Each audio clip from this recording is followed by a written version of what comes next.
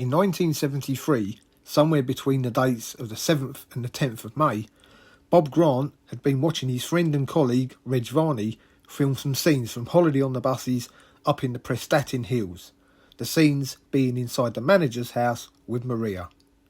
It was a hot day and Bob decided to take a walk and see if he could find a pub.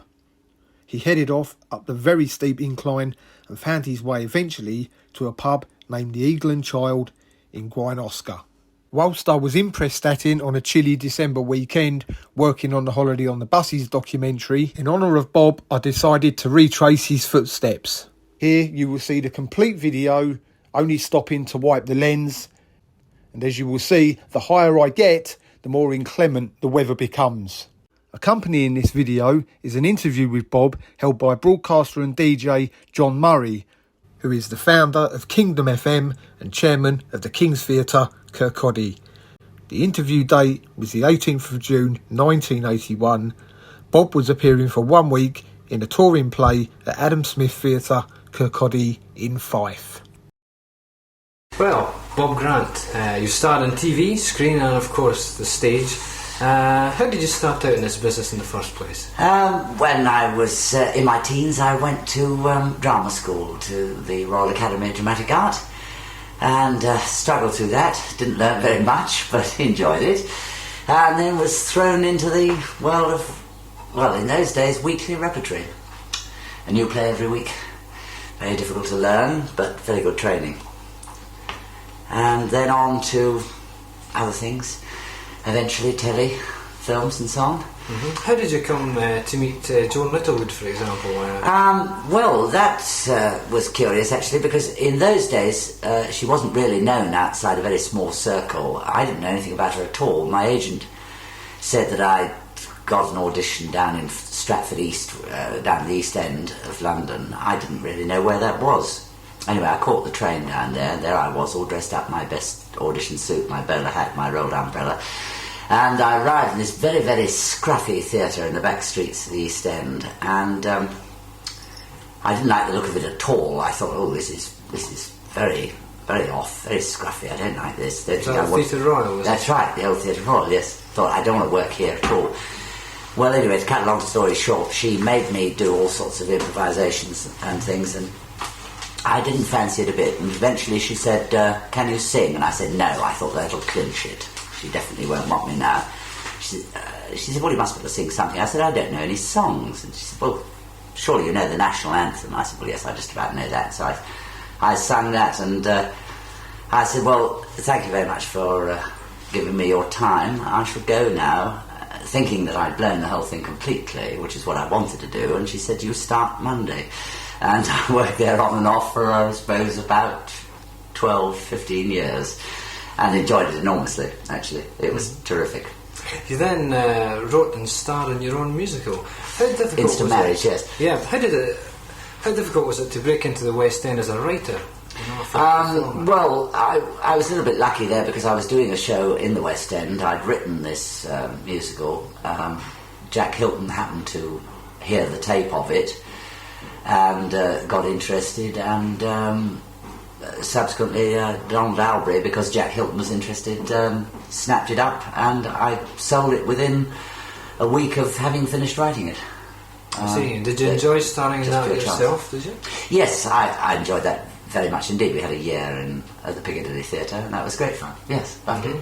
How about going back to something like the regular hours of the West End, as you say, the Piccadilly?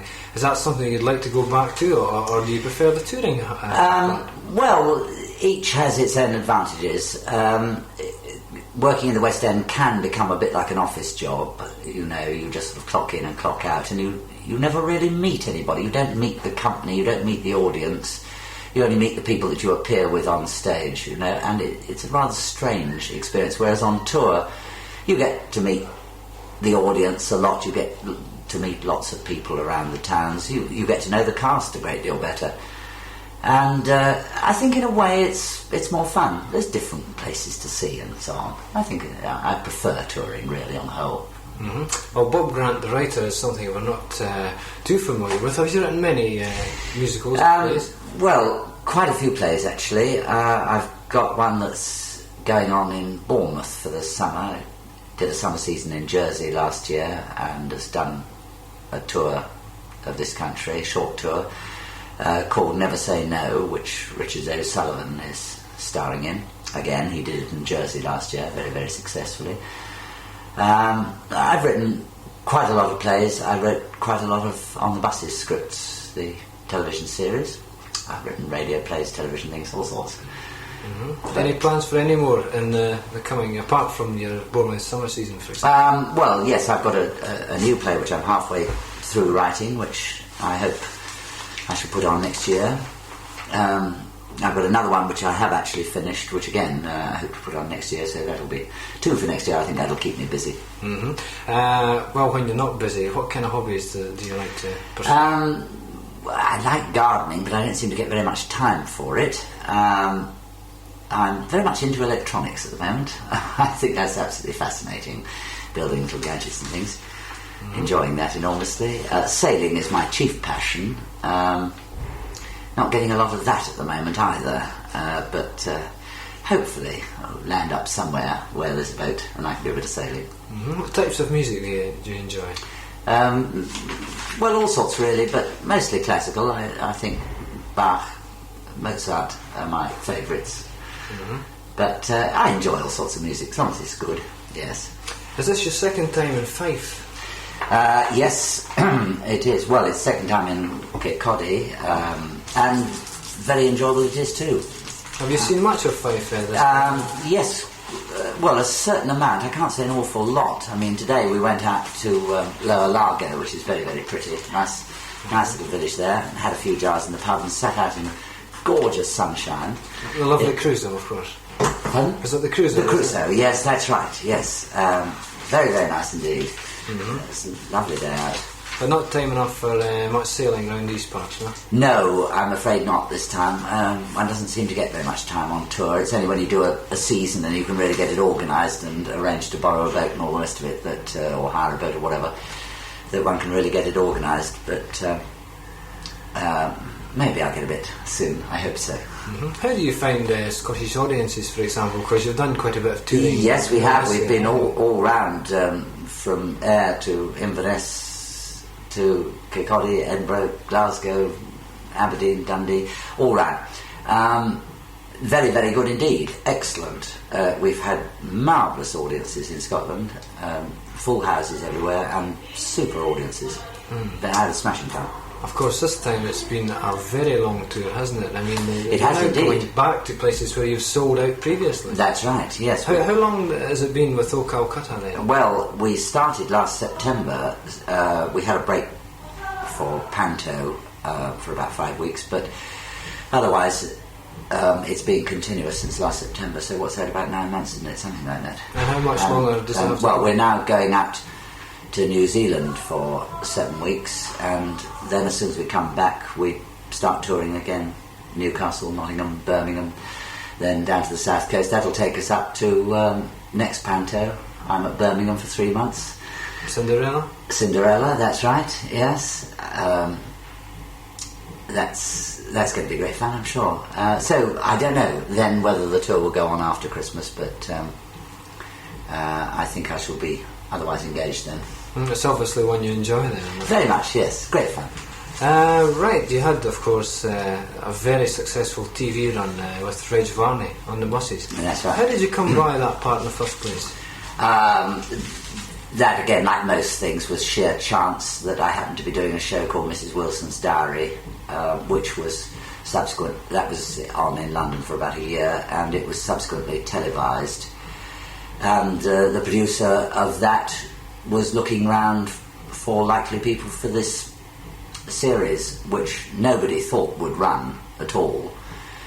We were booked for just 7 episodes, and really everybody thought that would be about it. So we did our 7 episodes, and then we did another 6, and then we did another 13, and so it went on, and 6 years later, we were still doing it.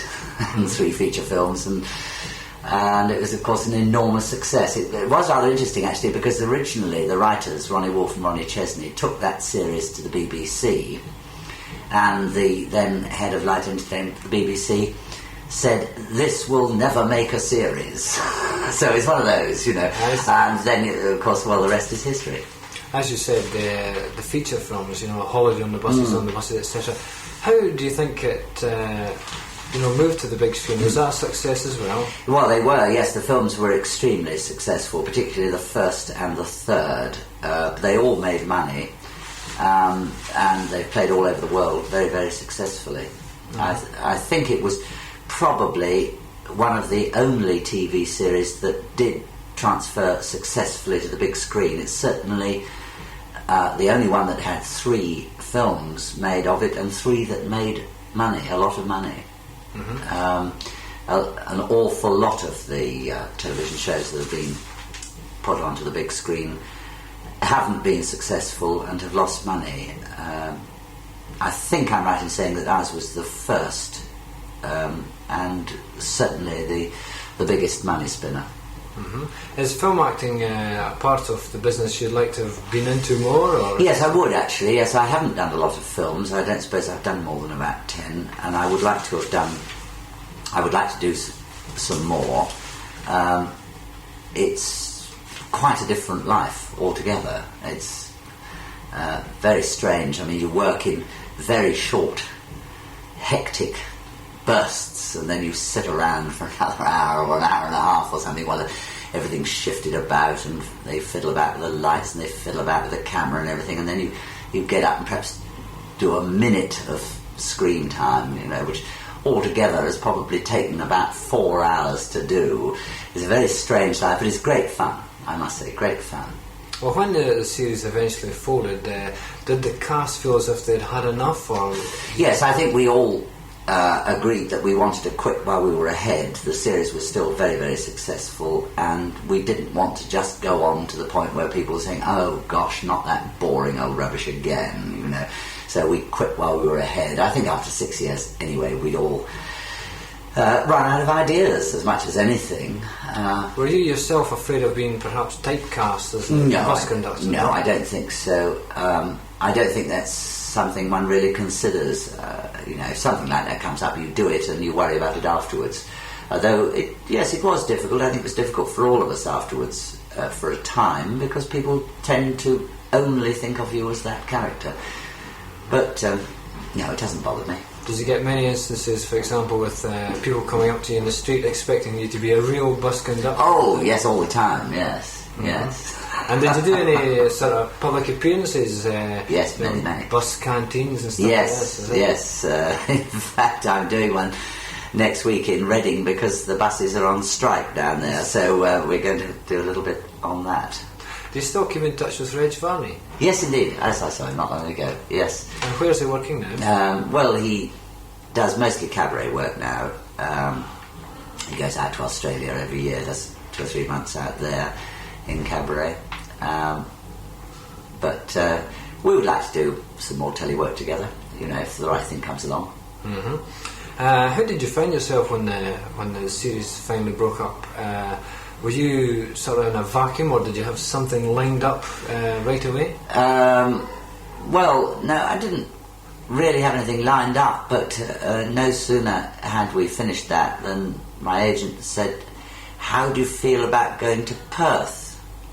And I said, "Oh dear, all the way up to Scotland, what's it to do, you see?" He said, no, not Perth, Scotland, Perth, Australia. And we had about 4 days to pack, get on the plane and shot off to Western Australia. I don't mean to say that I don't like Perth in Scotland, but I just wanted a bit of a rest and a holiday after all that work. In actual fact, of course, it was a very nice holiday going to Australia. Well, you're currently starring in O Calcutta, one of the world's most famous and controversial shows. What attracted you to that part? Well, again, that was a sort of accident, like all these things are. The producer phoned me up and said that he was going to do this show, and he asked me to rewrite it because it was all rather dated and old-fashioned, the London material. And I said, yes, fine, I'll have a go at that. And so there I was, slaving over a hot pen, and he said, well, now you've written all this stuff, how do you fancy doing it? So I thought, well, I mean, I can't very well ask somebody else to do my stuff if I'm not prepared to, so I said, yes, all right, then I'll have a go. I only made one proviso. I said, I'm not going to take my clothes off. But they accept that quite happily. And so here I am, and enjoying it enormously. For me, it's going back, really, because I started off as a stand-up comic many, many years ago, round the halls, in strip shows, and here I am back again, a stand-up comic in a strip show. That's one thing I was going to ask you, actually. Having seen the show and enjoyed it, I might say, the parts where you are alone on stage doing the stand-up comic, it seems to be a part that you thoroughly enjoy. Oh yes, I do, yes, I love variety. It's great fun. It's a nice change to be doing something like this. That's what really appealed to me, the idea of doing a bit of variety again, touring a review. I like it. Nice change. So you may even pursue that sometime, like, for example, Reg Varney and Cabaret, just the one-man show. Yeah. Oh yes, certainly. Yeah. Has it always been comedy then for Bob Grant? Is it? Mostly, but not entirely. I mean, I've done a lot of other things, the Shakespeare and the Shaw and all the rest of it, which again I enjoy doing. It's a nice change. But basically, I think comedy is my first love.